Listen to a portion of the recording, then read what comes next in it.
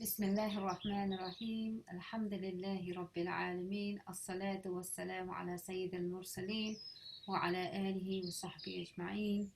Assalamu alaikum wa rahmatullahi wa barakatuh.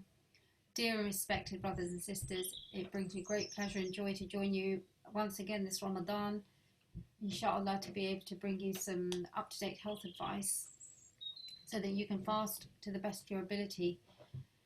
My name is Dr. Saania Bhatti. I'm one of the GPs based in North London. I have an interest in lifestyle medicine and neurolinguistic programming, so alternative forms of health and healing. And I very much hope to incorporate this in my approach. As we've mentioned before, this is an extraordinary year where Allah subhanahu wa ta'ala has really pressed the reset button on our lives to help us to find balance. And we are extremely blessed to be able to live to see Ramadan, a great opportunity for change, not just change for a few days, but change for life. Many people undergo their biggest and greatest transformation during Ramadan. So Allah subhanahu wa ta'ala has given us the gift of life, health, opportunity, discipline and connection with Him. And these elements are really a powerhouse or a generator or true engineers of change. So without further ado, I'm just going to take you through some basic housekeeping first. Please bear with me. Okay. So as this is a generic health program, all advice given here is for general information only. If you have any specific health concerns, you should discuss these with your own doctor. Okay. So moving on from this, what I'd also like to do is share with you some basic and very useful websites.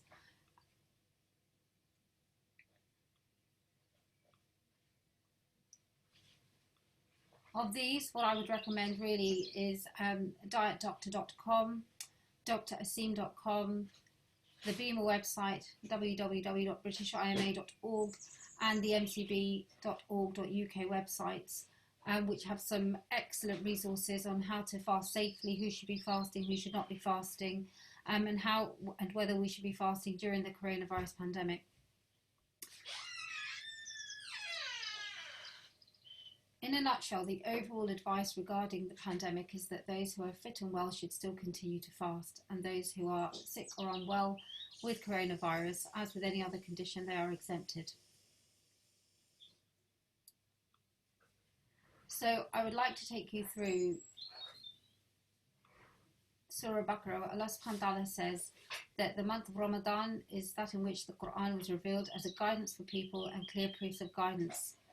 So whoever sights the new moon should fast, and whoever is ill or on a journey, then Allah subhanahu wa ta'ala intends for them ease. They should make up the fast with an equal number of days. He does not intend for us hardship and wants us to complete this period so that we may glorify Him for the gift of guidance and that we may attain unto gratitude. So I think this is a very, very important slide. I think the reason that I've taken a moment to share this is that we're all very familiar with this verse. However, it conjures up many of the key principles of our religion.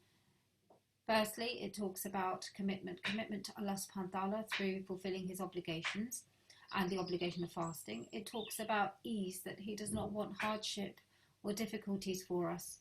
But it also says that all of these gifts that He's given us and the acts of worship that He's given us should lead us to become closer to Him and to be people of gratitude. And I think, the gift of health is a gift that is almost unparalleled. After Iman, it is the vehicle for us to be able to worship Allah subhanahu wa ta'ala to the best of our abilities.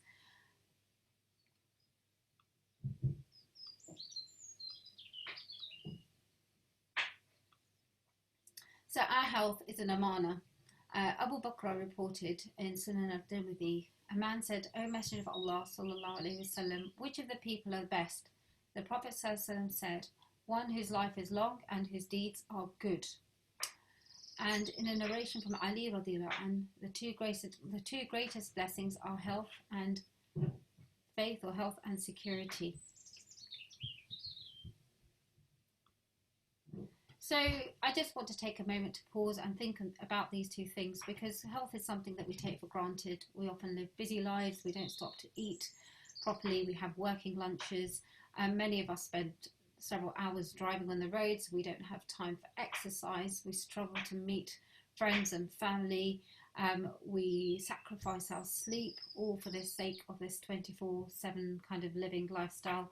But yet, we are seeing now that young and old people, many types of, people of all backgrounds are being affected by coronavirus. This is obviously Allah subhanahu wa ta'ala's will, and life and death are completely in his hands. But it is up to us to look after this huge blessing that we have of health.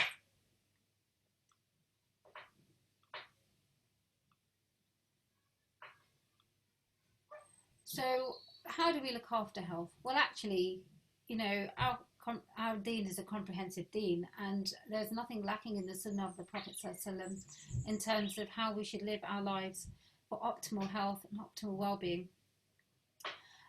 Ultimately, we are Ummatan Wasata, a middle path Ummah, and our deen is one of balance, and we see this ultimately in Ramadan, where Allah subhanahu wa ta'ala detaches us somewhat from the dunya to be able to feed our souls and recalibrate to find balance in all things.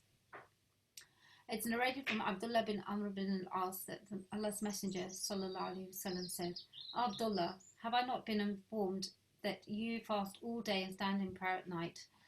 I said, "Yes, O Messenger of Allah sallallahu alaihi wasallam." He said, "Do not do that. Observe the fast sometimes and also leave it at other times. Stand up for prayer at night and also sleep at night.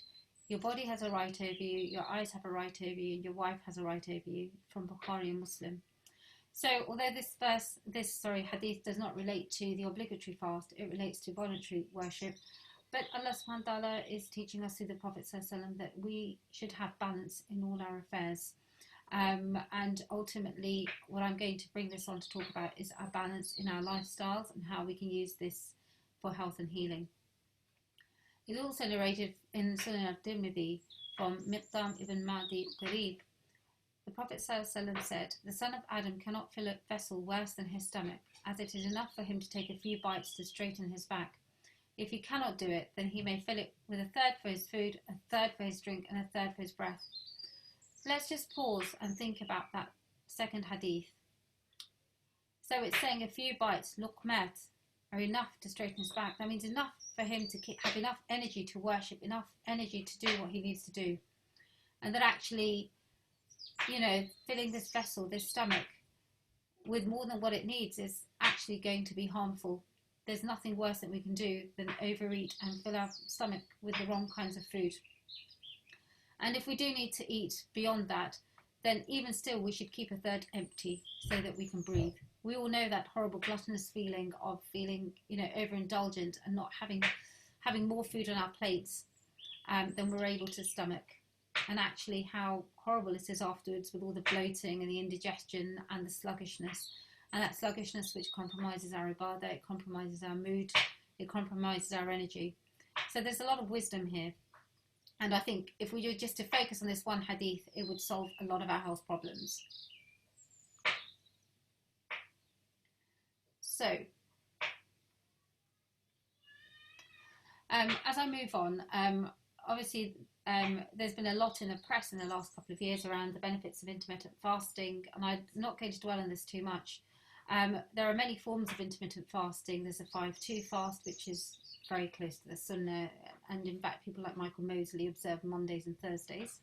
There is, 3 consecutive days, which we have in our white days, which have been found to reset your immune system.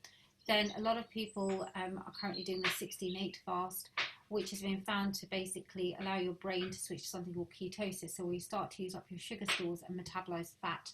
And this is a highly healthy state for most people to be in. Obviously it's not for everyone, but it means that it allows the brain to be able to cope under the situations of stress and fight off inflammation in the body, which I will talk about a little later on. So I'm just going to share some of these health benefits with you and run through them. So what are the health benefits of fasting? So obviously the studies have been done on intermittent fasting. Ramadan is a very special type of fasting because it allows us to extend this fasting for a longer period of time. And we know that it takes between 21 and 40 days to form a new habit, which is why this is our prime opportunity for forming a new habit and changing our lifestyle. The Ramadan that we have at the moment is roughly akin to the 16-8 fast, where we fast for approximately 16 or 17 hours and we eat within an 8-hour window. This, as I've said, allows us to reset our metabolism and use up sugar stores. Fasting has been associated with extending lifespan, obviously within Allah subhanahu wa ta'ala's will, but it's part of our duty to our bodies. It helps us to reduce unhealthy fats in the blood and reduce diseases of aging of the brain, what we call neurodegenerative diseases such as Alzheimer's and Parkinson's. There's also been some research on some rabbits that were fed ajwa dates, and it's been shown that this may help reduce LDL fats, unhealthy fats in the bloodstream. Fasting may help with weight loss, prevention of type 2 diabetes, improve blood pressure and heart health, and it may also reduce the risk of cancer simply by reprogramming the immune system, balancing out the gut bacteria, and also by fighting weight loss. We know that one of the biggest factors for cancer is actually obesity. Okay, so Ramadan is a time for us to reset our health, and I want us all to make a commitment now that we are going to honour our bodies, we are going to honour the gift of life that Allah subhanahu wa ta'ala has given us, so that we can have long and productive lives full of good deeds and good actions, so that we can serve Him and carry the message. This is the bare minimum we can do. It's like saying, well, I want to go to work, but I will not take care of my car, and your car is the essential vehicle to get you to your destination. So our bodies, our minds, these are gifts from Allah subhanahu wa ta'ala, and it's up to each and every one of us as dutiful human beings and grateful servants of Allah subhanahu wa ta'ala to look after our health, and by that look after and from there to look after our health. So what I'd like to say is that you are what you eat. The old adage still holds true. How we live and what we eat can literally turn our genes on and off. We can create good health by taking ownership of our lifestyle choices. Our Ramadan is an excellent opportunity to commit to these changes. We still have almost enough time, if we take the advice given today seriously, to become new and healthy people. In fact, if you were to follow the advice strictly, there have been anecdotal reports of people reversing their diabetes and regaining control over their metabolic health, in some cases within 10 days, if not 21 days. Obviously, with the added challenge of fasting, what I'm going to be proposing today is not going to be very intense. However, what I'd like to say is that really following the lifestyle advice here could allow you to have complete mastery of your health. All it's going to take from you is that spiritual intention, that commitment and that motivation, and it's not difficult. The rest Allah subhanahu wa ta'ala can make very, very easy. And fasting is not a new thing. It's been with us for a long, long time. Some of the greatest historians and physicians have said fasting is the greatest remedy, the physician within. A little starvation can really do more for the average sick man than the best doctors and all the best medicines. And humans live on 1/4 of what they eat. The other 3/4 their doctors live on. So again, this concept of what we're eating very much, and how much we're eating, very much determining our health. So, why do we eat so much? Let's take a moment to think about this. Do we really need to eat everything that we eat? How much do we waste? What goes in the bin? What piles up for the birds? And why are we eating?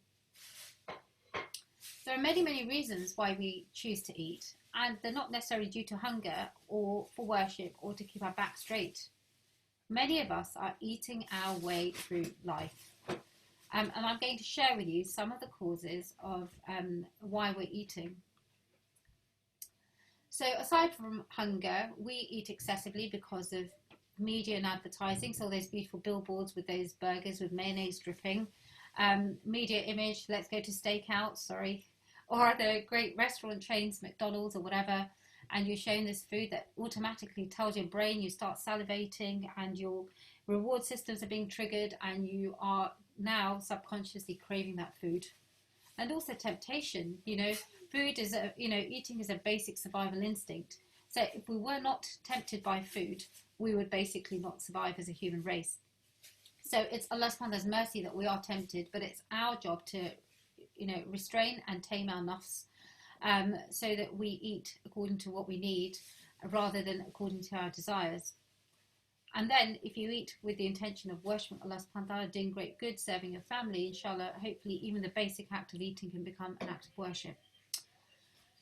The other key driver is often fear.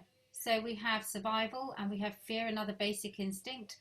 We see images of starvation, children, malnourished children from Africa and all over the world. It's endless countries that we see all over the media. Every day we're reminded that they do not have food to eat. And we count our blessings, and perhaps we even eat on their behalf.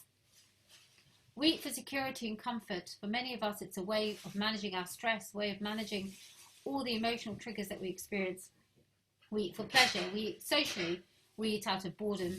We eat out of habit, and we eat out of mindlessness. Those working lunches, those TV dinners, that rushing around where we haven't got time to prepare a proper meal, and it's easier just to keep on the go because we've met our basic need of being nourished or fed.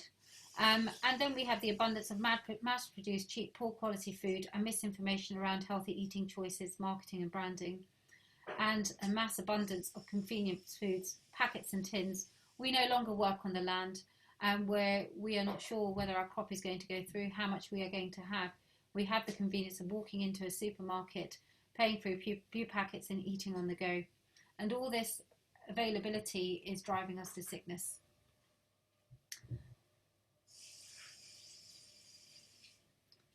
Okay.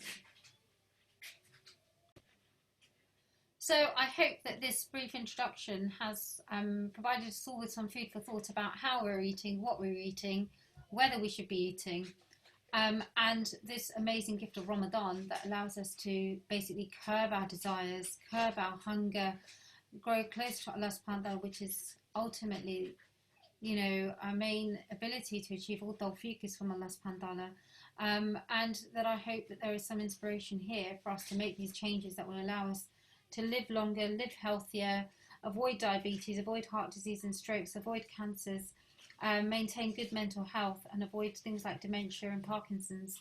I think these are all massive incentive, to live the lives that we want, and lives of health and ease, inshallah.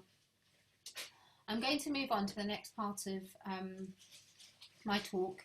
In part 2, you're going to learn a little bit about how we should be fasting and about an amazing dietary program for this Ramadan, which combines a lot of these approaches that we've talked about to enable us to achieve excellent health, inshallah.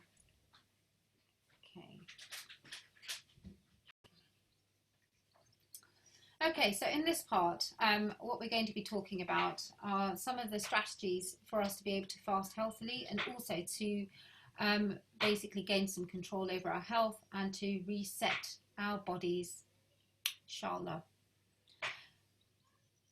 What I'd like to say as a preamble really is that it's not all about nutrition. It's not all about what we eat. Eating is one building block. Just like we have 5 pillars of our deen, Salah, Siyam, Shahada, Salah, Siyam, Zakah and Hajj, we have pillars of health. We have building blocks, and those building blocks comprise not just food, but they comprise our physical activity, our mental state, our spiritual health, our connection with Allah subhanahu wa ta'ala and with our friends and family. All these things have to be in balance, which is why I think Ramadan is a prime time for making these changes, because it allows us to basically stop feeding our material desires and to start feeding our soul. And once we feed our soul, change becomes easy.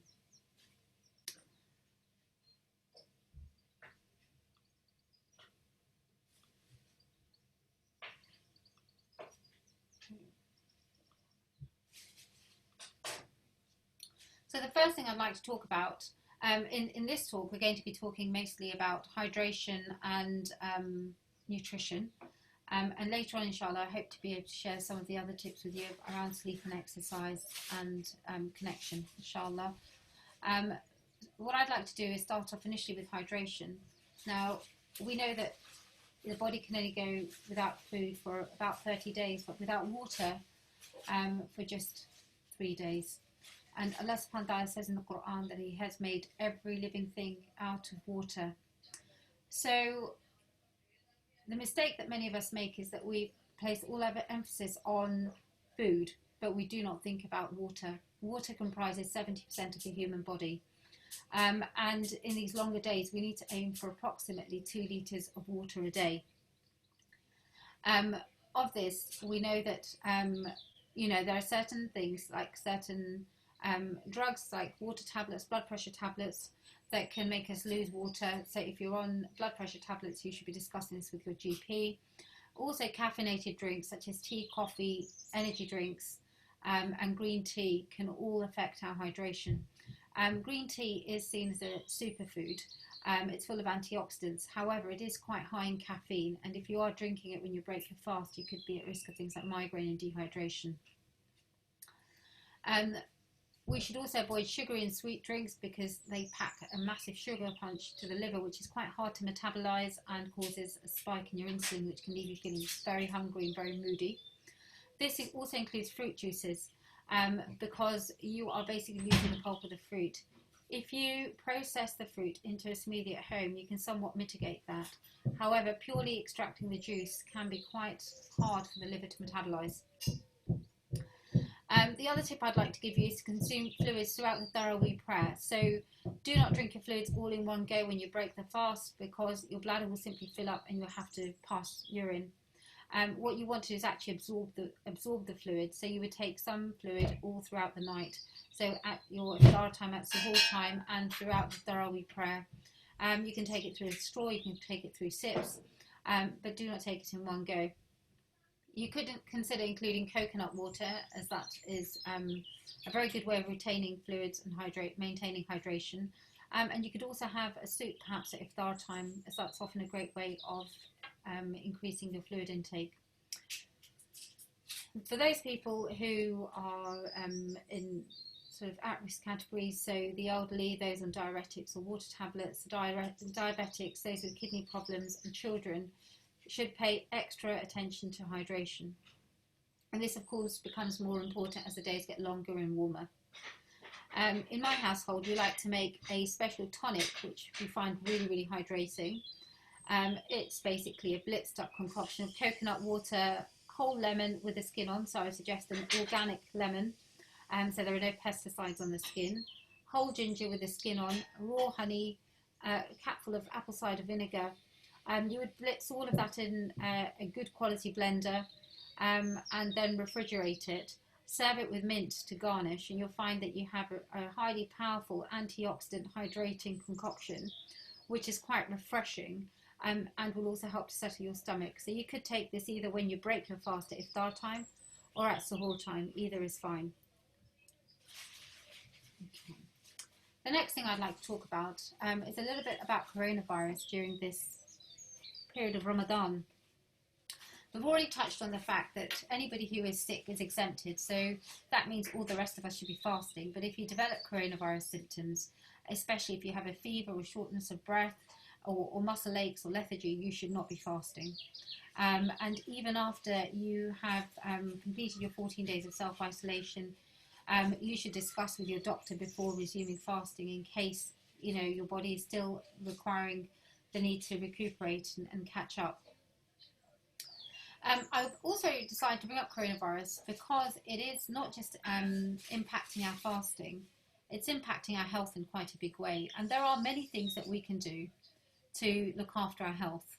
And I think this should be a massive reminder to us in terms of how to reset, why to reset. Every single day we should be thinking about resetting our health and starting a new life and living a life of gratitude, inshallah. So we're all aware of the fact that we're not going to the masajid to pray Tarawih. The Jummah prayer has been cancelled.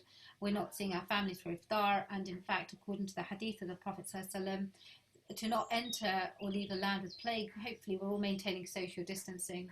And I will touch on how to maintain a community spirit, inshallah, in a later talk. But what I really wanted to focus on today was prevention, prevention, prevention. And the reason why I think we should stop and just focus on this right now, even though this is a talk about Ramadan and health, is that there is a lot that we can do. Apart from social distancing and hygiene measures, which, alhamdulillah, we have the gift of wudu, and cleanliness is half of our faith. We are discovering more and more that there are certain things that place us at higher risk of complications of coronavirus. Of these, the three big ones are obesity. Now, we know people that are obese are 37% more likely to develop severe complications of coronavirus, including intensive care admissions and death. And looking at the intensive care unit statistics, the majority of people going in are people with a body mass index of between 25 and 30. So these people are not even obese, they are a little bit overweight.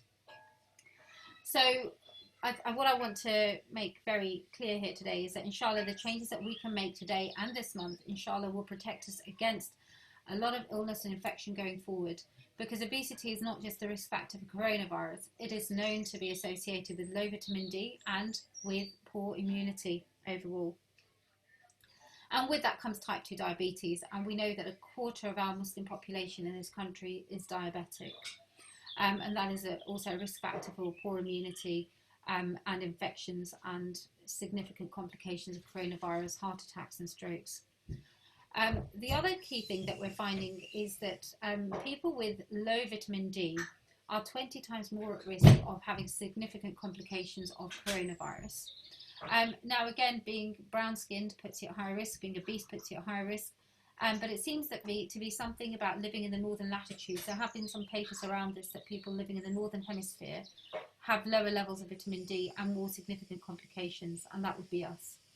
And then, this is a bit more complicated, but being black and minority ethnic, BAME, and we are still struggling to understand the multifactorial basis of this, but it puts us at considerably higher risk of death. We know the first 10 doctors who died of coronavirus were all BME doctors.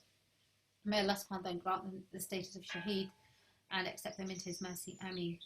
So really, the majority of us listening to this talk have a triple whammy. We're probably either a little bit overweight, not fat, but, carrying a little bit of belly fat. We've probably got lowish vitamin D unless we are regular with our supplements and with our diet and try and get out in the sun. And a lot of us are probably BME, not all of us, of course. So this is really, really important. I want to be able to address these things. The other thing is metabolic health. So there are those people who are slim and are still dying of coronavirus, or, their time has come. I want to talk about the concept of metabolic health. Now, we all know what fat looks like on the outside of the body. We can all squeeze those love handles, feel that belly, feel that waist in our trousers. We may not be getting enough exercise as much as we usually do, and we can feel our clothes tighten up. Now, that really is a blessing from Allah subhanahu wa ta'ala, because it's a reminder to us to do something about it. When we see it, we can act on it. The difficulty is when you don't see it. So fat around the organs, around the liver, the kidneys and the heart is actually toxic and poisonous fat. It's highly, highly inflammatory, and it can affect our life expectancy.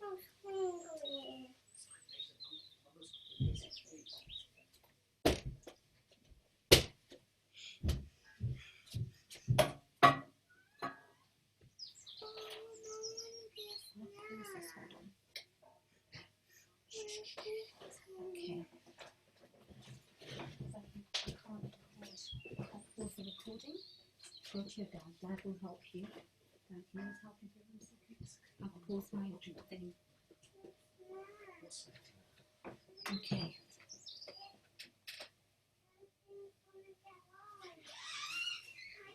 Okay.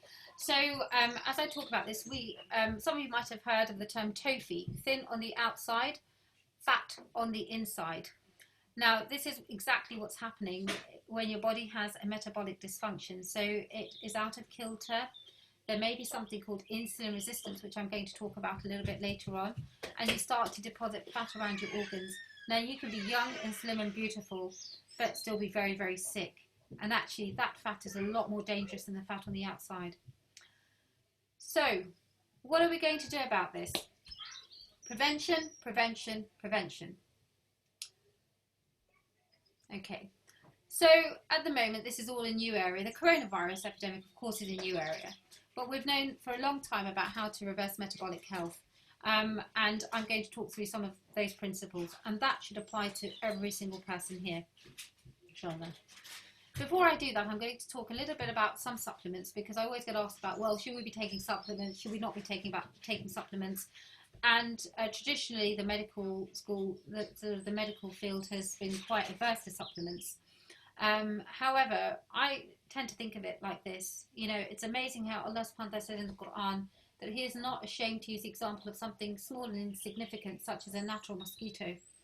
And we've seen that this tiny virus, something we cannot see, has brought us down on our knees praying to Allah subhanahu wa ta'ala.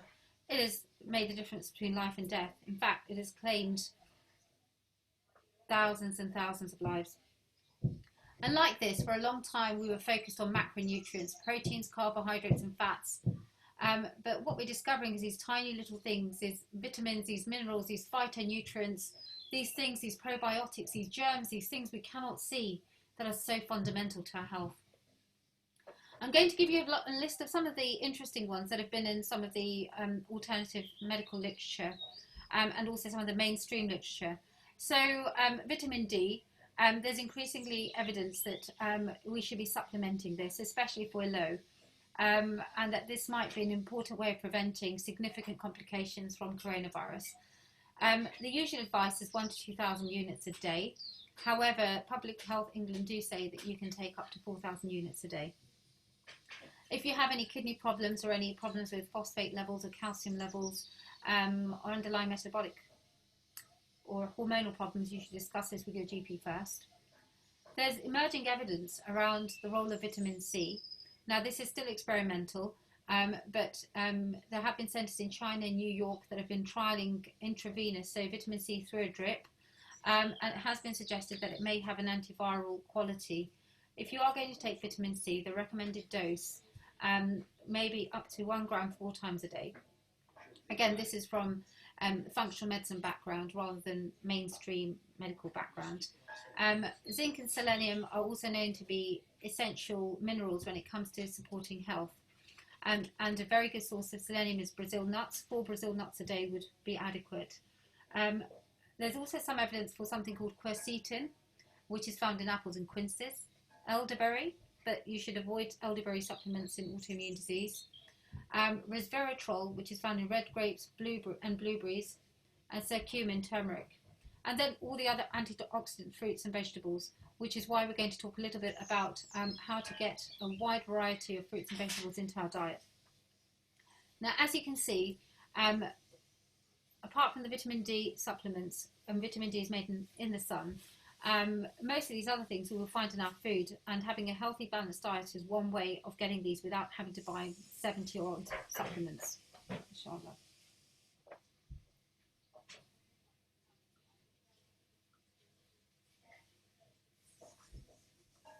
I'd also like to talk about some of the recommendations of Quran and Sunnah. And while we talk about all this amazing modern-day research, you know, the Prophet ﷺ advises that flaxseed is a means of cure for every ailment except death, and this is narrated in Bukhari. Some of the Hakims are recommending 1 teaspoon twice a day. You could take it with the intention of following the Sunnah of the Prophet ﷺ, of seeking shifa. What we understand is that for every disease there is a cure, and that the sickness and the cure are from Allah subhanahu wa ta'ala. He is the cause and the effect. So while we, you know, take all these measures, our ultimate reliance, our tawakkul, is upon Allah subhanahu wa ta'ala. It's also been narrated in Tirmidhi, make use of the 2 remedies, honey and the Quran. And we know the Quran is shifa, al-Fatiha is shifa. There are many verses of shifa in the Quran, and Allah subhanahu wa ta'ala has, you know, specifically mentioned bees and their honey in the Quran, in Surah Al-Nahl. And the last principle I want to raise is that in Surah Al-A'raf, يا بني آدم خذوا زينتكم عند كل مسجد وكلوا واشربوا ولا تسرفوا إنه لا يحب المسرفين. So eat and drink and do not commit excess. And that comes down to the principles at the beginning of, having balance and moderation and not committing excess. And if we take that away, we are really going to be on top of our health. Everything else is secondary to that. So before I move on, we've talked a little bit about background. We've talked about the importance of hydration. We've talked about some of the interesting supplements we may wish to incorporate in our diet, and we're going to talk a bit later about how to incorporate them. But I want to talk a bit about metabolic health next.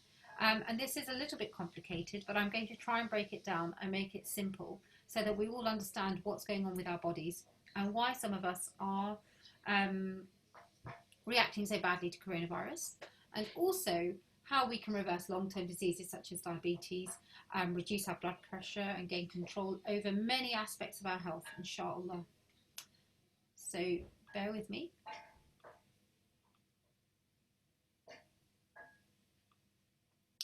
So we're going to talk a bit about insulin resistance and inflammation, the silent killers.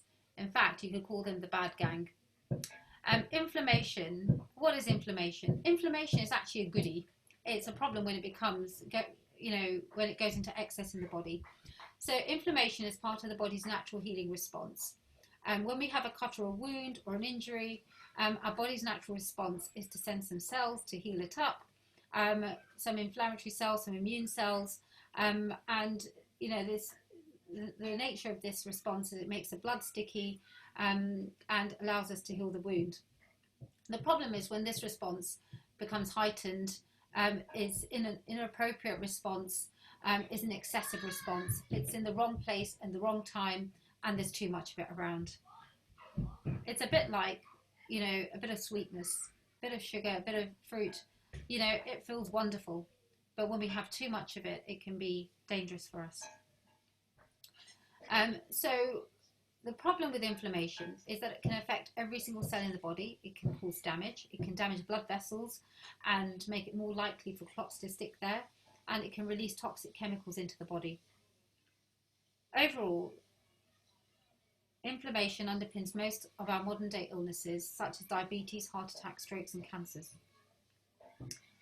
What we're discovering now with coronavirus is that it's not necessarily the virus itself that's killing us. It's the body's response to the virus.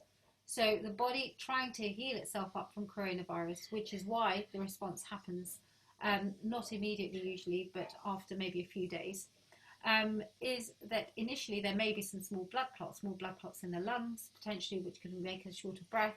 In some cases, there have been reports of stroke, so blood clots being thrown off into the brain. And then that's followed by a cytokine storm.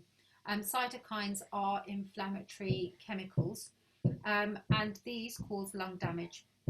They cause something called ARDS, which is when basically acute respiratory distress syndrome, which is where the lungs are flooded with chemicals that are actually trying to heal the body up, but in that process they can cause the lungs to become seriously damaged. So that's a bit about inflammation and why it's so important for us to reduce the inflammation in our bodies. Poor diet, stress, toxins and illness or injury can all drive inflammation. However, there's another driver of inflammation, and that is insulin resistance. Insulin resistance is when the body is not able to respond to insulin properly. So when we eat food, our body releases a chemical called insulin, which helps to balance out the blood sugar. However, in conditions such as diabetes, that response is not adequate, and the body is not able to maintain appropriate blood sugar levels. And that can cause damage and many of the inflammatory processes that we see in the body that are associated with diabetes. We also see this poor response to insulin in other conditions such as obesity, polycystic ovarian syndrome, and metabolic syndrome, which is where we have a bit of a beer belly and maybe some pre-diabetes and perhaps a slightly raised blood pressure.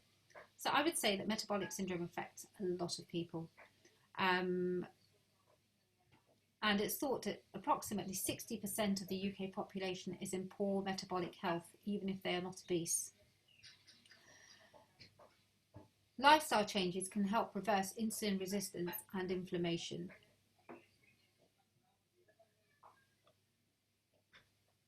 Before I go on to how we're going to tackle this, I'd just like to talk a little bit about our diabetic patients, simply because 1 in 4 of our Muslim population in this country are diabetic, and also because some of these approaches will be relevant to them, but they need to apply extra caution. Patients that are diabetic may be taking diabetic drugs, and most of these are safe to take alongside a balanced meal in Ramadan. However, some of these medications may need adjusting. If you're going to, be fasting, you may need to monitor your blood sugar levels more frequently. You also need to be aware of the signs of hypoglycemia or low blood sugar, such as feeling hungry, sweating, tingling lips, feeling shaky or trembling, and dizziness. If you're feeling unwell, you should break your fast with a sugary drink or snack. And if you do not feel better within 10 to 15 minutes, you should seek urgent medical help. If your blood sugar falls below 4 millimoles per litre, again, you should seek urgent medical attention. On the corollary, we have hypoglycemia, so a raised blood sugar. If your sugars are above 15 millimoles per litre and you feel sick, or you have abdominal pain, fast breathing, or you feel dizzy and weak, again, you should seek urgent medical attention. So now coming on to the exciting bit. How are we going to eat for health? So this is the bit that I've been waiting to get to all this time. We are going to be talking about a diet that's going to be immune boosting, lower levels of inflammation, and allow us to manage that insulin resistance. I think this link between insulin resistance and inflammation is really interesting, because it allows us to basically unpick a lot of health problems with very, very simple measures. As I've said before, for some people between 10 and 21 days, they can have significant results with their metabolic health. There were some papers back in the 50s and 60s where some insulin-dependent diabetics were taking aspirin, which is an anti-inflammatory medication for a joint problem. I believe it was arthritis.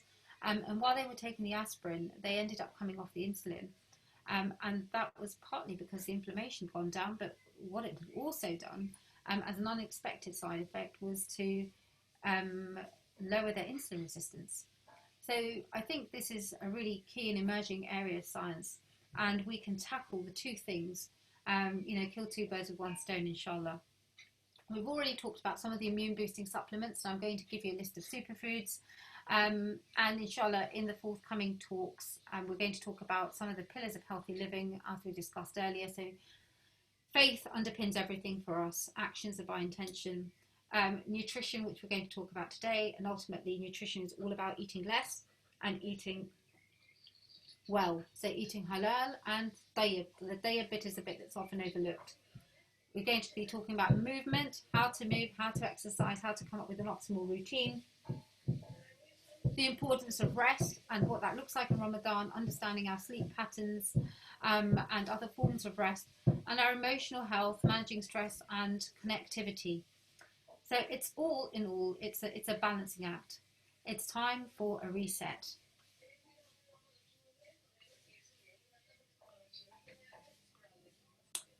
So you're going to need some bits and pieces. What I'd like you to do is, inshallah, after today's talk, get yourself some weighing scales, pop yourselves on and record your weight in kilos. You should also record your height in meters and centimeters. You're going to need a tape measure, and you're going to measure your waist, so around your belly button at the slimmest part of your waist, if we still have a waist, that is.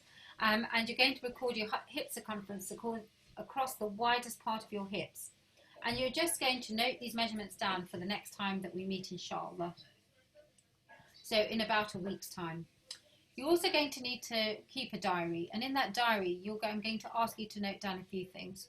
So at the moment, we've had about a week of fasting, just over a week. And the first week is usually the hardest, because unless you've been preparing during Sha'ban or you fast all year round, your body's been going through a detox process. It's been getting rid of a lot of toxins. It's been trying to shed and recalibrate its metabolism. It's been trying to process what's happened and understand whether you've gone into a starvation state. It may be coping with really, really bad food at iftar, so it may be coping with insulin spikes. But it's basically a healing process. And as we know, healing is not necessarily easy. No pain, no gain. So some of us may be getting migraines, we may be feeling tired, we may be feeling moody. But inshallah, this should be a temporary phase. And what I'd like to do is for us to become more mindful of our bodies. Our bodies are talking to us. They're communicating with us and they're telling us what we need to do. All we need to do is to be able to tune into them.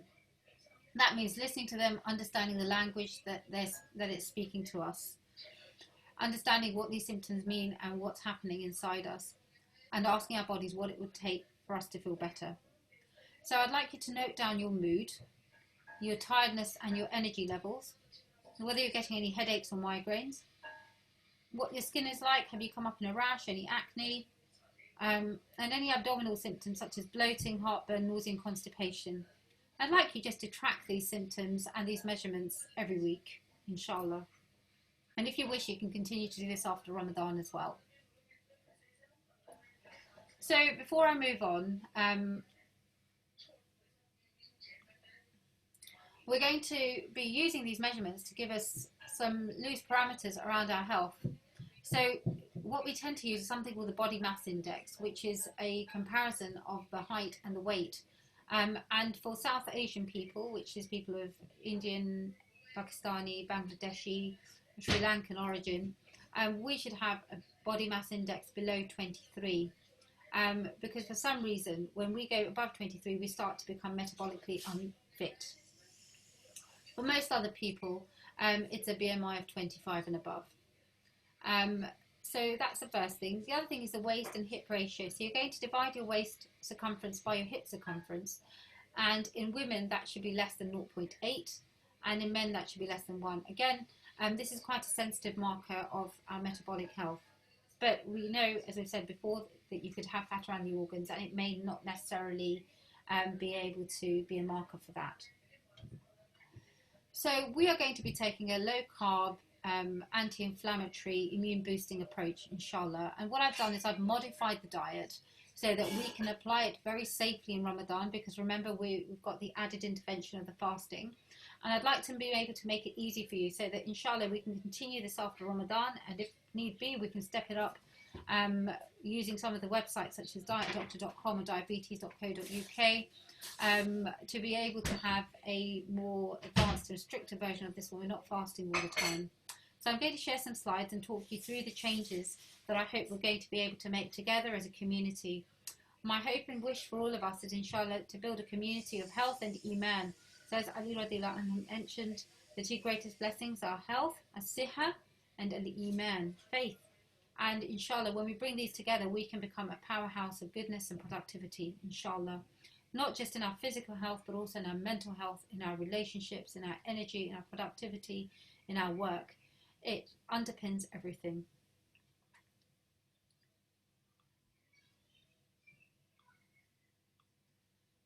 So it's always important to go through the do's and don'ts. And, you know, it's probably better, I think it's quite apt to look at how Sheikh describes, you know, the halal and the haram. Now, we're not talking about halal and haram here, but if you know the haram, the rest is all halal. And what we're trying to do is get from the halal to the tayyib here. So I'm going to tell you what you need to avoid, and everything else will be, inshallah, fine. So the first thing is to cut out sugar and artificial sweeteners. If you feel desperate to have a sugary treat, remember that is going to cause an insulin spike. Try and limit that to once a week. But certainly please don't take artificial sweeteners, because your brain is not able to process them and they end up being toxins. By the same token, if you can avoid dried fruits at this time, except the dates that we have at Suhoor and Iftar, milk chocolate, candy, bakery, juices, squash and sugary beverages, as we discussed before, that's a pure sugar hit. There's nothing to slow down the absorption of the sugar there. Coffee and tea during Ramadan, simply because of the caffeine and the dehydration, the palpitations and the heartburn that these beverages can cause. To also avoid energy drinks, as we mentioned before. Deep fried foods, because it's difficult for the body to break down fats. They sit around a lot longer in the stomach, waiting to be digested, and can lead to heartburn. Processed food and junk food, you can always check the ingredients. Are there more than 5 ingredients listed? If there are, God knows what you're eating. Especially if you're eating E numbers and you're eating things that you don't recognise, you probably shouldn't be eating it. Alhamdulillah, we have the blessing that there's almost no fast food around, although I believe McDonald's is due to reopen for delivery sometimes later in May. I understand there are children having tantrums and meltdowns over the lack of McDonald's. But alhamdulillah that we have this opportunity to cook at home and eat real food. The other controversial areas is seed and vegetables. These seem to have a higher proportion of omega-6 and tend not to be heart healthy, and in fact can be inflammatory. So if you're having omega supplements, it's very important that the balance of omega-3, 6 and 9 is correct. And lastly, GM foods. Allah subhanahu wa ta'ala does not want us to change what is within creation. We cannot even understand what is happening when we consume these foods. Okay, so those are the don't do's. Then we're going to talk about what foods we should be eating in much more carefully, so we should be monitoring and limiting. So overall, remember that we're not eating a lot. It's a third for food, a third for water, a third for air. We've got about 6 hours to do our eating, and we're going to be sleeping for a portion of those 6 hours. So we're not able to pack in as much into our bellies, alhamdulillah. So the choices we have to make then are very careful. It's a choice between, do I have it all or do I have what's best? And inshallah, I'm going to talk you through some steps to optimize the very best of food and nutrition, inshallah, for optimal health and optimal ibadah. So in terms, some of these categories might surprise you, but inshallah, there's evidence base behind this. So the first thing I'm going to suggest is limiting tropical fruits. So bananas, pineapples, mangoes, melons and papaya. If you're going to have these, perhaps put them into a fruit salad or have them occasionally, simply because they contain quite high quantities of sugar. And then excessive amounts of dairy or milk, because milk can contain large amounts of lactose. Obviously, many of us are, especially South Asians, are sensitive to lactose or lactose intolerant. However, switching to a full-fat cheese or a full-fat yogurt instead may be much more manageable because the quantity of lactose is much lower. And the alternative to that would be nut milk, such as almond milk, which is high in protein and also calcium. I'm also going to advise you to limit your starchy carbohydrates. So traditionally low-carb diets have said to take starchy carbohydrates out. But that's actually quite difficult, and I don't want you to have to make too many changes all at once. So I'm going to suggest you reduce your quantity of bread, rice, pasta, potatoes and couscous by half. And that you then switch to whole grain options, so things like brown bread, brown rice, brown pasta and whole grain couscous. You could also try alternative grains. What better time to try when we're all cooking in the kitchen to try new foods? So something like quinoa is a great alternative to couscous, as is amaranth. You could also try buckwheat flour, which is great for pancakes and also baking. And you could try almond and coconut flour, which is also really, really good. It depends on personal preference. Remember that they don't contain gluten either, so the way they hold together may not be the same. You may get more flatbreads rather than raised breads. You could also try switching to root vegetables instead of potatoes, such as turnip, squash, sweet potato. Again, these are starchy, so please eat these in moderation. But potato can be an anti-nutrient as well, so root vegetables would be a good alternative. So what are we left with to eat? You'd be amazed. You just think that I've told you not to eat anything, but alhamdulillah, Allah subhanahu wa ta'ala has given us so many foods, so many new foods, old foods, and so much creativity with what we can eat. So the first thing is really to eat the rainbow: red, yellow, blue, green and brown. You know, your fruits, your vegetables, your nuts, your seeds, your proteins could all go into a wonderful salad at iftar time. You need plenty of hydration and plenty of fibre. Fibre can include whole grain oats, because whole grain oats have something called soluble fibre, which helps to level out blood sugar levels and cholesterol, and keeps the bowels regular, gives you a sensation of fullness, and provides plenty of ongoing energy through the day. You could consider adding in fermented and live foods, unless of course you're not allowed to eat live foods. For example, you may be pregnant or breastfeeding or be unwell for some other reason. But things like yogurt, cheese, kimchi and sauerkraut have plenty of healthy bacteria that help to not only regulate the immune system, but also help to release nutrients from food and fight back bad bacteria, which can cause things like bloating. The difficulty is we don't always know how the body's going to respond to certain strains of these bacteria. So there may be some bloating to begin with. And for these live foods to be effective, so the probiotics in these foods to be effective, there needs to be plenty of fibre, such as unripe bananas and oats, for the bacteria to thrive. We should also be trying to eat organic and local as much as possible. And to be honest, my dream right now would be to have some fresh, fruits and vegetables growing in my garden. Really have to work with the soil, which carries healthy probiotics, which go into our gut. We know that handling the food in itself is a great thing for us. When we wash dishes, people that wash dishes by hand have a lower rate of allergies than people that use dishwashers, simply because of the probiotics and the food and the leftovers. And by this token, we can eat eggs, meat, fish, tofu and poultry. Please try and have organic and sustainable options where you can. Vegetables, especially vegetables that grow above the ground, nuts, seeds, chia seeds, Brazil nuts, and healthy fats, all in moderation, of course, including olive oil, avocado oil, small amounts of cultured butter, ghee or butter, and coconut oil. But remember, it's not all about the eating. What we eat is one part of it, but how we eat is a bigger part of it. And that's why so much of the Sunnah is dedicated to the manners around eating.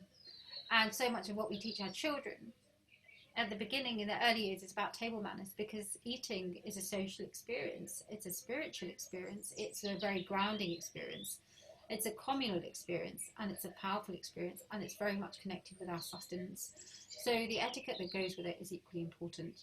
And one of the reasons we're struggling so much is that not only are we not having tayyib food, organic and beneficial and nutritious food, is that we're not eating the right way. We're eating on the go, we're eating without the right we're eating for the wrong reasons, and we are eating mindlessly. I would like to suggest two things. The first thing is that when we come to food in a starving state, we make very, very poor choices around our food. This is why it's highly recommended that the whole family, especially those who are fasting, are involved in working with the food and in the food preparation. What you'll find is with the food preparation, I'm just going to do a little experiment with you. In fact, the best way is just to demonstrate it practically. So I'd like you to shut your eyes. And for a moment, just imagine you walk into a beautiful, clean, sparkling kitchen of your dreams. The sun is out. You've got some beautiful herbs in the kitchen windowsill. You go to the fridge and you pull out a fresh, zesty lemon. You pop it on the chopping board and you take a knife and you slice that lemon open. And as you slice the lemon, you just notice the aroma of the lemon, the zesty fragrance that fills the kitchen. You feel the juice dripping out of the lemon, and you just absorb it all. Now open your eyes and just see what you noticed. Many of us will have felt our mouths salivating, and perhaps might even have been able to see and smell the lemon. Now, subhanAllah, this is an amazing response that Allah subhanahu wa ta'ala has created within us. It is the first step of digestion. It is priming our brains ready for that eating, ready for that process. So, when the family gets involved, your brain is already processed. You've already, in fact, done some of that eating, some of that digesting. Your body is in a much better place to digest the food. It's in a much better place for you not to be starving. It's had that security that there is going to be food there, and inshallah you'll be able to make better choices and enjoy your food better. The other thing that I want to talk about how we eat is about mindful eating. Now, mindful eating is very much a part of the Sunnah, where we sit as a community.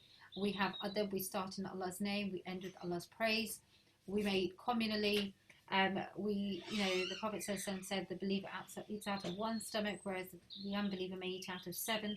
So we eat in a moderate way, but the barakah is put into our food because of how we eat.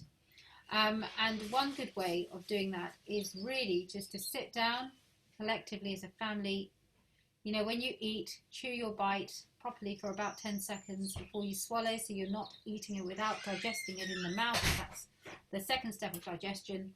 And before you fill up your plate again, allow 10 minutes. So a good opportunity would be that you have your first plate of starters, perhaps some dates, perhaps a smoothie, hydration, and maybe a rainbow salad or a light salad, or something along those lines that's going to, you know, give you the satisfaction that's been promised to the believer at the time, you know, when he breaks his fast, you know, then, and also when he meets the Lord. You feel that satisfaction, you feel that gratitude would be to have one plate, then go and pray Maghrib. That will take about 10 minutes. In that time, your body will have registered whether or not it's full. It takes about that length of time for that process to happen. Inshallah, you come back after the Maghrib Salah and you have your main meal. Okay.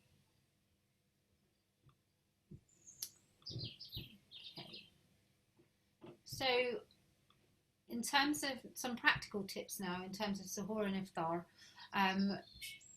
what I'd like to suggest is that at suhoor time, you want to be going for complex carbohydrates and protein.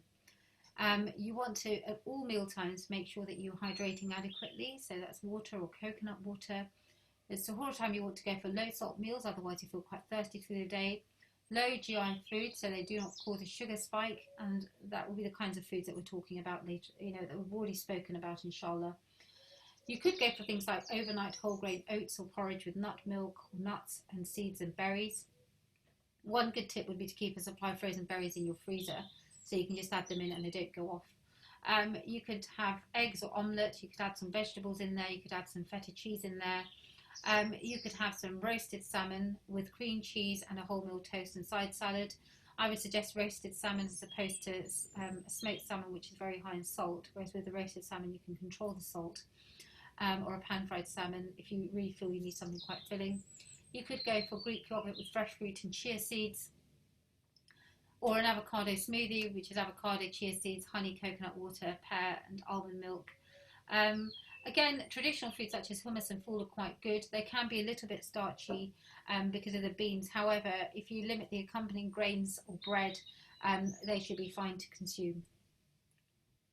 At iftar time, you want to go for simple carbohydrates, so you break your fast as per the Sunnah with some dates, which are really, you know, an amazing complete food with amino acids, carbohydrates, proteins, you know, and many trace minerals. You want to avoid sugar, fried or fatty foods, which are difficult to digest. You want to maintain the hydration. We talked earlier about the ginger and lemon tonic, which you might want to consider at iftar time to avoid IBS and bloating. You would go for a rainbow salad, and then anything else that you like within the rules that we've discussed.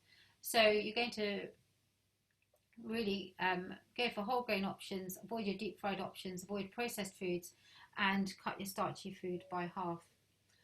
On a final note, people always get, you know, really interested in, well, what can I eat? What's a superfood? How can I jazz my food up? Now, this list is not for everybody. I've tried to include conventional options, but if you're a bit like me, I like to be creative and try new things. And my family have to consume those new things, often without knowing. But inshallah, my intention is to feed them halal and tayyib food. And remember, if you're making salawat upon your food as you cook, again, serving your food for your family is a rewardable action, and doing the salawat will bring a lot of barakah to the meal that you prepare, inshallah, and hopefully ward off illness. So here, again, we've mentioned the dates. Obviously, we don't want to consume an excess of dates, but an odd number, maybe, you know, if you're having majul, one date or a maximum of 3 would be enough at suhoor iftar time. It's quite difficult to have much more than a few dates, really. You could pack in the chia seeds, which are high in omega-3. Pomegranate, the Prophet ﷺ has mentioned that in every grain of the pomegranate there's a drop from Jannah. Pomegranates are very, very high in antioxidants, which basically fight damaged cells and damaging chemicals. One of these chemicals is from a family known as polyphenols. In fact, it's got a higher level of antioxidants than red grapes, which we mentioned earlier as being a good source of resveratrol. Seaweeds are amazing. They're highly anti-inflammatory. You could try dulse, which is a good source of iron. Kelp and spirulina, which are high in omega-3 and antioxidants. Blueberries and elderberry, again, they're high in resveratrol and elderberry may have antiviral properties. However, it should be avoided in people with autoimmune conditions. But there's emerging evidence that curcumin, which is the active chemical in haldi or turmeric, is highly beneficial. But for that to be active, you should take it with black pepper. Again, eggs are a superfood. Eggs are one of the most satiating foods around. So you have an egg, you feel full for a very long time. They're low in calories and they're high in healthy fats and vitamin D. Brazil nuts, again, are a good choice because they contain selenium, which is excellent for the immune system. Broccoli, again, fights inflammation. So if you have had something naughty, it would be worth pairing it up with some broccoli, which will get to work almost straight away. Raw honey, again, there are so many hadith and verses around honey, but it's a natural antimicrobial, fights infection, and should be, the Prophet ﷺ used to take it with water and encourage people to take it. And of course, as I mentioned before, there are many blessings in all of Allah subhanahu wa ta'ala's creation. So the best thing would be to really have a healthy, balanced, rainbow-coloured diet, avoiding the sugary and processed foods, really, and try to eat so that you have a third left for air and you've got a third for hydration, and then keep your carbs low. So I hope this has been helpful. It has taken a bit longer than I'd anticipated, but I'm really, really excited, inshallah, and I very, very much hope and pray that this Ramadan is going to be a transformational one for all of us, where we really reset our health. As a community, we start to take our health seriously, and inshallah we become full of energy, good health, and we can be true vicegerents of Allah subhanahu wa ta'ala because we have looked after the bodies that Allah subhanahu wa ta'ala has given us. Please forgive me for any mistakes, inshallah, and I hope to come back to you with the next part of this series. I've never been online like this before, so I ask for forgiveness if my delivery has not been good or adequate. I have had a few issues trying to get the technology right, but I've done my best, inshallah. Jazakumullah khairan. Assalamu alaikum.